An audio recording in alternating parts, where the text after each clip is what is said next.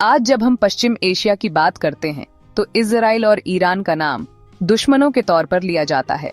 दोनों एक दूसरे को मिटाने की कस्में खाते हैं। दोनों एक दूसरे पर हमले की धमकियां देते हैं। लेकिन क्या आप जानते हैं कि हमेशा से ऐसा नहीं था? एक समय था जब ये दोनों देश गहरे दोस्त हुआ करते थे। उनकी दोस्ती की नींव साझा हितों पर टिकी थी। यह कहानी उस दौर की है जब दुनिया आज की तरह नहीं थी और भूगोल से ज्यादा जरूरी सियासी जरूरतें थीं। ये समझना जरूरी है कि कैसे दो देशों के रिश्ते इतने बदल सकते हैं कि दोस्ती की जगह गहरी दुश्मनी ले ले। और यह बदलाव सिर्फ रातों रात नहीं हुआ। उनकी दोस्ती का सबसे बड़ा कारण था एक साझा दुश्मन। उस समय अरब देश, खासकर मिस्र के गमाल अब्देल नासिर, दोनों के लिए एक बड़ा खतरा थे। अरब राष्ट्रवाद की लहर ईरान के शाह और इजराइल दोनों को अपने लिए खतरा लगती थी। इजराइल को अरब देश अपना दुश्मन मानते थे और ईरान भी अरब दबदबे से खुश नहीं था। इस साझा डर ने उन्हें एक दूसरे के करीब ला दिया। इसके अलावा दोनों देशों के बीच व्यापारिक रिश्ते भी बहुत मजबूत थे। ईरान इजराइल को तेल बेचता था और इजराइल ईरान को हथियार, तकनीक और कृषि से जुड़ी चीजें बेचता था। यह एक ऐसा रिश्ता था जिसमें दोनों का फायदा था और दोनों इसे बनाए रखना चाहते थे। इस दोस्ती में अमेरिका की भी एक बड़ी भूमिका थी। शीत युद्ध के दौर में अमेरिका पश्चिम एशिया में सोवियत संघ के प्रभाव को रोकना चाहता था। ईरान के शाह और इजराइल दोनों ही अमेरिका के करीबी सहयोगी थे। अमेरिका ने इन दोनों देशों के बीच रिश्तों को मजबूत करने में मदद की। अमेरिका की नजर में यह ट्विन पिलर यानी दो स्तंभों वाली नीति थी, जिसमें ईरान और इजराइल मिलकर इस क्षेत्र में अमेरिकी हितों की रक्षा करते थे। इस दोस्ती का एक और अहम पहलू था खुफिया सहयोग। इजराइल की खुफिया एजेंसी मोसाद और ईरान की खुफिया एजेंसी सावाक ने मिलकर काम किया। उन्होंने एक दूसरे को जानकारी दी और अपने साझा दुश्मनों के खिलाफ अभियान चलाए।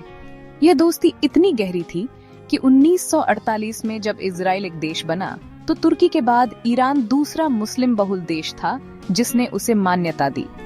यह उस समय एक बहुत बड़ा कदम था क्योंकि ज्यादातर मुस्लिम देश इजराइल के खिलाफ थे। ईरान में एक बड़ा यहूदी समुदाय भी रहता था और शाह के शासन में वे सुरक्षित महसूस करते थे। दोनों देशों के बीच सीधी उड़ानें चलती थीं और लोग एक दूसरे के यहाँ आते जाते थे। यह सब देखकर आज यकीन करना मुश्किल होता है कि ये वही दो देश हैं जो आज एक दूसरे के खून के प्यासे हैं। लेकिन फिर एक ऐसी घटना हुई जिसने इस पूरी कहानी को हमेशा के लिए बदल दिया। साल 1979 में ईरान में इस्लामी क्रांति हुई। शाह मोहम्मद रजा पहलवी की सत्ता को उखाड़ फेंका गया और देश की बागडोर आयतोल्लाह रूहुल्लाह खुमैनी के हाथों में आ गई। यह सिर्फ एक शासक का बदलना नहीं था, यह ईरान की पूरी आत्मा का बदलना था। शाह का ईरान पश्चिमी देशों का दोस्त था, खासकर अमेरिका का। वह एक राजशाही थी जो आधुनिकता और पश्चिमी संस्कृति की तरफ देख रही थी। लेकिन खुमैनी का ईरान एक इस्लामी गणराज्य था जिसकी बुनियाद पश्चिमी विरोध और शिया इस्लाम की विचारधारा पर रखी गई थी। इस एक क्रांति ने ईरान की विदेश नीति को 180 डिग्री पर घुमा दिया और दोस्ती की जगह दुश्मनी ने ले ली। नई इस्लामी सरकार ने आते ही इजराइल के साथ सारे रिश्ते तोड़ दिए।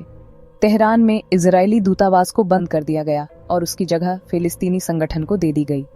आयतोल्लाह खुमैनी ने इजराइल को छोटा शैतान और अमेरिका को बड़ा शैतान कहना शुरू कर दिया।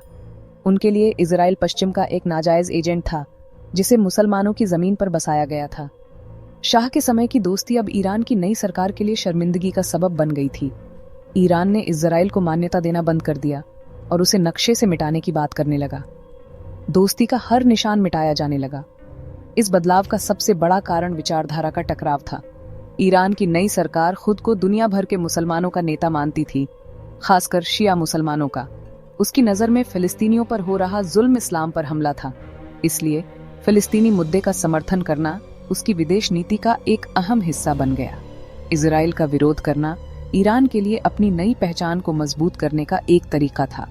यह सिर्फ एक राजनीतिक फैसला नहीं था, बल्कि यह उनकी नई धार्मिक और वैचारिक पहचान का प्रतीक बन गया। जो देश कल तक दोस्त था वह अब एक वैचारिक दुश्मन बन चुका था। इस क्रांति ने पश्चिम एशिया का पूरा समीकरण ही बदल दिया। जो ईरान कल तक इस क्षेत्र में स्थिरता लाने वाली एक ताकत माना जाता था, अब उसे एक क्रांतिकारी ताकत के रूप में देखा जाने लगा, जो अपने जैसी विचारधारा को दूसरे देशों में फैलाना चाहता था। इजराइल के लिए यह एक बहुत बड़ा झटका था। उसने अपना एक अहम क्षेत्रीय सहयोगी खो दिया था। अब उसकी सीमा के पास एक ऐसा ताकतवर देश खड़ा हो गया था जो न सिर्फ उसका दुश्मन था बल्कि उसे खत्म करने की बात भी करता था। यहीं से दोनों देशों के बीच उस लंबी और कड़वी दुश्मनी की शुरुआत हुई जो आज भी जारी है। 1979 की क्रांति के बाद ईरान ने सिर्फ बयानबाजी नहीं की बल्कि उसने इजराइल के खिलाफ एक नई तरह की लड़ाई शुरू कर दी जिसे प्रॉक्सी वॉर या छद्म युद्ध कहते हैं। इसका मतलब है कि ईरान सीधे इजराइल से लड़ने की बजाय ऐसे गुटों और संगठनों को पैसा, हथियार और ट्रेनिंग देता है जो इजराइल के खिलाफ लड़ते हैं। इसका सबसे बड़ा उदाहरण लेबनान में हिजबुल्लाह और गजा में हमास जैसे संगठन हैं। ईरान ने इन संगठनों को खड़ा करने और उन्हें मजबूत करने में मदद की। हिजबुल्लाह आज लेबनान की एक बड़ी राजनीतिक और सैन्य ताकत है और वह सीधे तौर पर इजराइल के लिए एक बड़ा खतरा है। इसके जवाब में इजराइल भी चुप नहीं बैठा। इजराइल ने ईरान के बढ़ते प्रभाव को रोकने के लिए अपनी रणनीति बनाई। उसने ईरान के परमाणु कार्यक्रम को अपना सबसे बड़ा खतरा माना। इजराइल को डर है कि अगर ईरान ने परमाणु बम बना लिया तो वह उसका इस्तेमाल इजराइल के खिलाफ कर सकता है। इसलिए इजराइल ने ईरान के परमाणु कार्यक्रम को रोकने के लिए हर संभव कोशिश की। इसमें ईरान के परमाणु वैज्ञानिकों की हत्या, उसके परमाणु ठिकानों पर साइबर हमले जैसे स्टक्सनेट वायरस हमला और सैन्य कार्रवाई की धमकियां शामिल हैं। इजराइल ने अंतर्राष्ट्रीय स्तर पर ईरान पर कड़े प्रतिबंध लगवाने के लिए भी जोरदार अभियान चलाया। 2015 में जब ईरान और दुनिया की बड़ी ताकतों के बीच परमाणु समझौता हुआ तो इजराइल ने इसका कड़ा विरोध किया। इजराइल का मानना था कि यह समझौता ईरान को परमाणु बम बनाने से नहीं रोक पाएगा बल्कि उसे और मजबूती देगा। बाद में जब अमेरिका इस समझौते से बाहर हो गया तो दोनों देशों के बीच तनाव और बढ़ गया। हाल के वर्षों में यह दुश्मनी और भी गहरी हो गई है।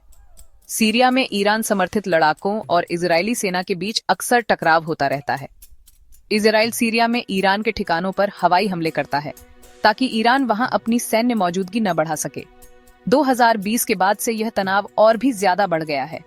ईरान के एक बड़े सैन्य कमांडर कासिम सुलेमानी की अमेरिकी हमले में मौत के बाद ईरान ने जवाबी कार्रवाई की धमकी दी। इसके बाद गजा में हुए युद्धों में भी ईरान पर हमास की मदद करने के आरोप लगे। दोनों देश एक दूसरे पर जहाजों पर हमले करने का भी आरोप लगाते रहे हैं। ये दुश्मनी अब एक ऐसे मोड़ पर पहुंच गई है जहां एक छोटी सी चिंगारी भी एक बड़े युद्ध का रूप ले सकती है।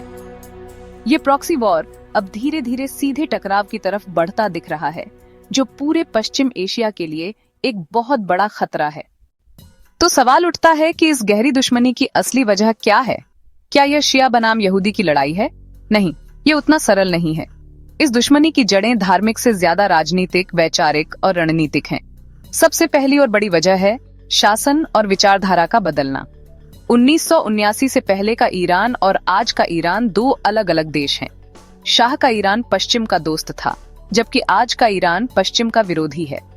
यह विचारधारा का टकराव ही दुश्मनी की सबसे बड़ी बुनियाद है। जब तक ईरान में इस्लामी गणराज्य की सरकार है, तब तक इस विचारधारा का टकराव बना रहेगा। दूसरी बड़ी वजह है फिलिस्तीन का मुद्दा। ईरान की सरकार के लिए फिलिस्तीन का समर्थन करना अपनी पहचान और वैधता का सवाल है। इजराइल का विरोध करके ईरान खुद को मुस्लिम दुनिया के नेता के तौर पर पेश करता है। ये उसके लिए अरब देशों पर बढ़त बनाने का भी एक जरिया है। वहीं इजराइल के लिए फिलिस्तीनी संगठनों को ईरान से मिलने वाली मदद उसकी सुरक्षा के लिए सीधा खतरा है। इसलिए जब तक फिलिस्तीन का मसला हल नहीं होता, यह भी दोनों के बीच तनाव का एक बड़ा कारण बना रहेगा। ये मुद्दा दोनों देशों को एक दूसरे के खिलाफ खड़ा करता है। तीसरी वजह है क्षेत्रीय वर्चस्व की लड़ाई। ईरान और इजराइल दोनों ही पश्चिम एशिया में अपनी ताकत बढ़ाना चाहते हैं। दोनों खुद को इस क्षेत्र की सबसे बड़ी शक्ति के रूप में देखते हैं। ईरान अपने शिया प्रभाव को इराक, सीरिया, लेबनान और यमन तक फैलाना चाहता है। वहीं इजराइल अपने अरब पड़ोसियों के साथ रिश्ते सुधार कर ईरान को अलग थलग करना चाहता है। यह एक तरह की शतरंज की बिसात है, जहां हर कोई दूसरे को मात देना चाहता है।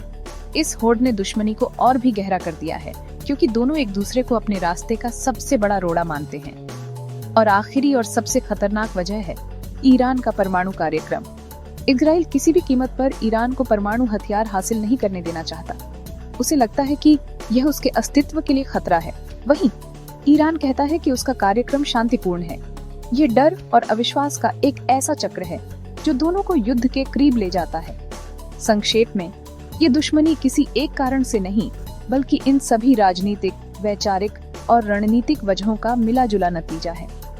ये दुश्मनी तब तक जारी रह सकती है जब तक इन बुनियादी मुद्दों का कोई हल नहीं निकलता, और फिलहाल ऐसा होता हुआ दूर दूर तक नजर नहीं आता।